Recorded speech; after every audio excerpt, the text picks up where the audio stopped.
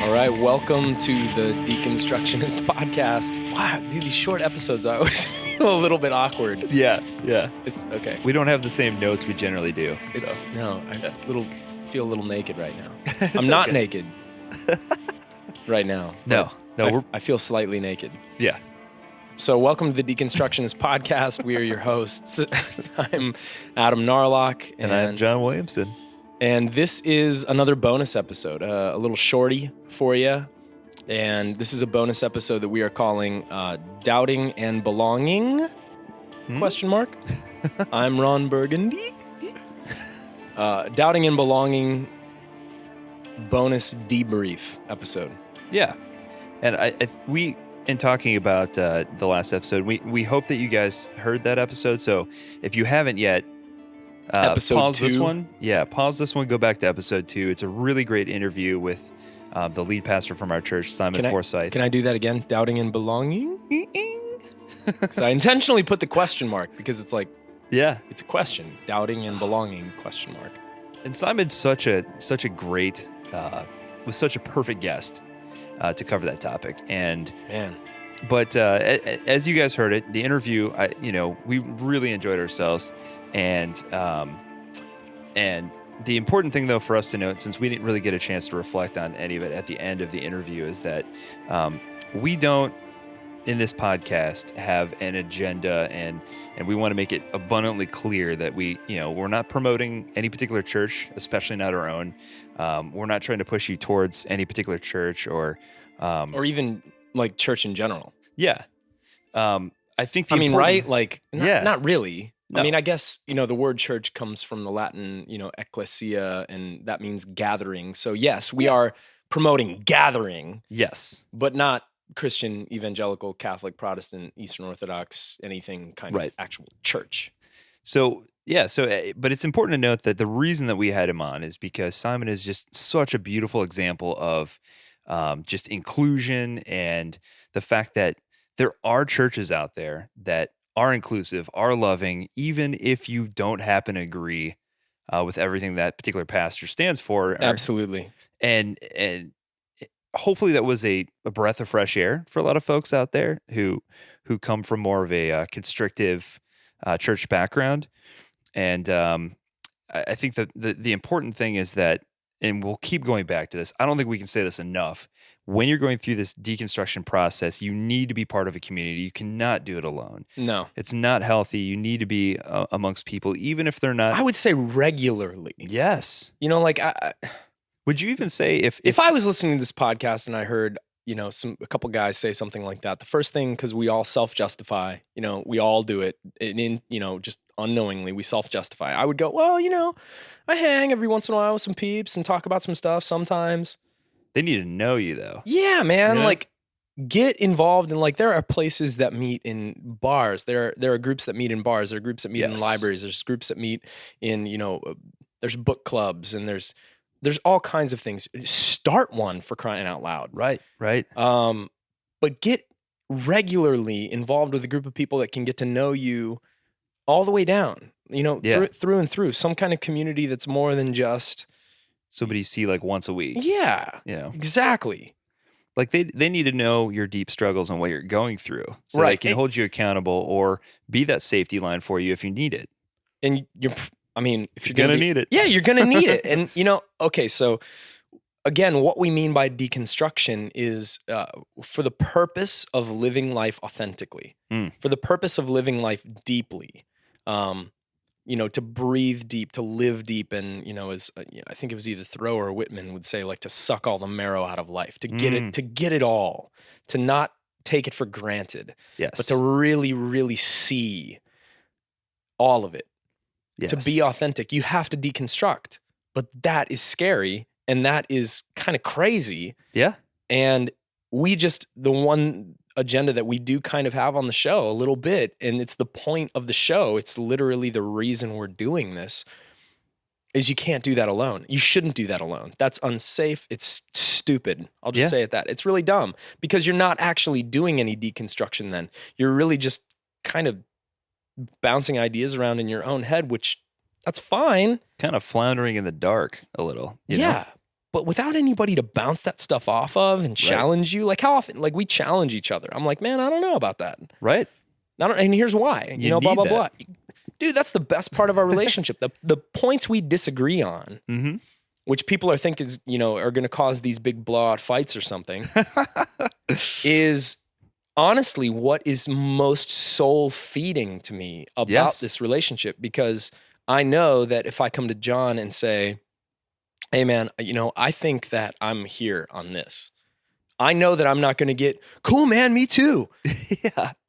He's going to say, why? What's up with that? Yeah. I don't know about that. I'm not there yet. Or, if he is there, he's going to give me his take on it, which is just so helpful. It's fun. And I think, I don't know how many times that we've texted each other or called each other on the phone and you're like, hey man, this is something I read today that I thought was really interesting. And knowing that, for example, I haven't read as much N.T. Wright as Adam has. So, gosh, I love N.T. Wright. So I'm like, and I totally appreciate and respect N.T. Wright's point of view on things, but since I haven't read as much, N.T. Wright, some of his writings, I'll call Adam and I'm like, hey, so what's his take on this particular point? And so Adam can kind of give me the lowdown, and I'm like, okay, so then I have something to compare against, and yes, and I think that's important, and I think I don't know, I can't remember if Simon said it in the interview, but the interviews are starting to run together for me. But we've had some really good. We did 2 in one day, one of which we can't talk about yet because it's so epic. Good. It's so epic. It's gonna blow minds. It is going to blow all of your minds. So hang in there. That one's coming soon. But one of the interviews that we did, it was mentioned that, look, like there's nothing that you're struggling with that hasn't been struggled with before by somebody long before you. No, here's why it's running together, because both of our interviewees both said the same thing the same day. Hey, 2 brilliant guys in one day. I mean, that was a good afternoon. Both brilliant. I tweeted out this Albert Camus, atheist existentialist philosopher, one of my favorites. If you haven't read The Stranger, you really, really need to. And the myth of Sisyphus. But he says this, he says, don't walk behind me because I might not lead. Don't walk in front of me because I might not follow you. Just walk beside me and be my friend. God, that's awesome. I know, right? Oh my God. See, and that is precisely why you need to read things outside your own stream, because as we said before, I think on the first podcast, you may not agree with everything this individual has to say, but by completely denying that author or that scholar, you're going to miss out on some nuggets that will absolutely just blow your mind. Yeah. That's awesome. Yeah, I'm taking old Pete Rollins up on his reading atheist literature for Lent. Oh yeah. And Pete Rollins says, what better way to approach, because John and I are both professing Christians, even though we're figuring out exactly what we mean by that and kind of where the boundaries used to be versus where they might be later, or kind of what that all looks like. It's all kind of fluid and porous right now, which is so exciting. But the cool thing about reading, as the philosopher Pete Rollins encourages people to do, who's also sort of a weird kind of Christian. Yeah. Kind of. His own kind of version, I think. Like an atheistic Christian. Yeah. Which he thinks there's more atheism in Christianity than we would, usually admit. But you read these atheists, you read Freud, you read Marx, you read Nietzsche, you read Camus, you read Sartre, you read Bertrand Russell, you read these guys, and you, not to try to pick apart their arguments or not to try to find the holes, but to realize all the overlap in where they are right about a lot of things. Yeah. Yep. And where that, this great divide that seems to yawn between people of quote faith and people of quote reason or quote science or whatever, from their perspective, from the people of faith and from the people of reason, they feel like this divide that yawns between them is huge and enormous. Right. And when you actually start to read these other fellow travelers, these fellow humans, and you let them critique you and you take it. Yes. And you let it happen.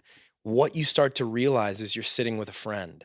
You're sitting with somebody that is going through stuff, that has gone through stuff, that deconstruction is central to who they are, and they're trying. Yes. And not all of them are going to be completely honest, but they have biases too, and we have biases, and it's just been a beautiful thing. So I'm reading Bertrand Russell right now and really enjoying that. And he has a lot of scathing reviews of Christianity. And you know what? Most of them are pretty spot on. Yeah. But that's okay. It's totally okay. I'm actually like, oh man, I wish I could have talked to this guy. And I would have been like, thank you for that critique. You're right. Mm-hmm. But I think that the important thing to note, though, is like, look, like, it's okay to read things like this. It's not going to destroy your belief system. It's important to read these critiques because, you know, it's like it would be like somebody who writes a play, performs it, and never listens to any feedback, you know? Right. And then performs it blindly thinking that this is the greatest play that's ever been written. You know, it's like you need criticism, you need feedback, you need to pick it apart to make it better. It's the only thing that can possibly enhance you. Like, good job is never going to make you better. Right. Like surrounding yourself with yes men. Wasn't that what Simon was talking about? What was that jazz movie that recently came out? You know, it won a bunch of awards about Whiplash, about the jazz instructor. Yeah. Okay, Yep. so, you know, the story goes like Charlie Parker comes in to, you know, audition on saxophone. And Charlie Parker is one of the most renowned jazz saxophonists ever. And he's a young kid and he comes in to this famous, you know, composer, conductor, jazz conductor, and he auditions, and the guy literally throws a cymbal at him and almost decapitates him. And he's like, get out of here. Get the hell out of here. Worst obituary ever. Yeah, awful. Decapitated by Zildjian cymbals. By Zildjian cymbals. And it just, you know, this guy is just a tyrant. He's a total jerk. He's always screaming, saying, it's not good enough. It's not good enough. It's not good enough. But if that hadn't happened, the story goes, Charlie would have never felt this innate need to prove this guy wrong. He would have never taken this criticism and taken it into the crucible of the suffering of his life and emerged an absolute genius. Oh, absolutely. That we now all benefit from.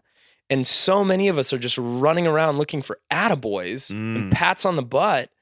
And what we need is somebody to absolutely slap the snot out of us. Oh, kick us right in the ass. Yeah, right in the teeth and say, you know, this is crap and this is BS and this is wrong. And you know what? You don't have all the answers and this isn't all true. And I'm suffering and I'm struggling and I'm whatever. And I've read this and this makes a lot of sense. And what do you have to say about that? And, you know, blah, blah, blah, blah, blah. And we need to listen more. Yeah. And you can only do that, in my opinion, in community. Like, forums don't count. This podcast doesn't even count. Hopefully this is just a springboard into flesh and blood gatherings of people that talk. And you know what? If you don't have a good community, I guarantee you that there's people around you like you. Start looking. If you don't find one, start one. I promise you, it'll blow up and you'll be doing a lot of good for a lot of people. Yeah, go find one-on-one human interaction.